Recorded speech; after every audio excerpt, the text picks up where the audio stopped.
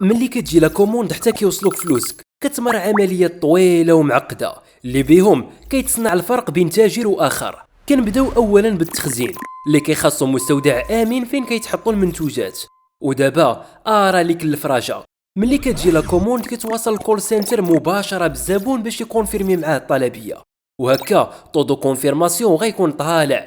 واكثر من هادشي كيديروا الابسيل والكروسيل باش يعاونوك تزيد تربح اكثر في لا كوموند. موراها كتوجد الكليه وكتجينو بالتوصيل الامن والسريع. واخيرا لا كوموند ليفرات في 24 ساعه في احسن حال.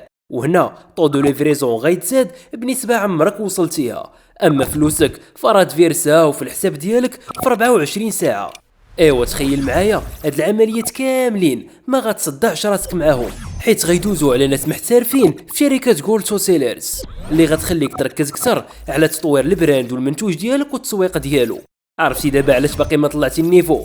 ايوا تواصل معنا عبر الرابط لتحت.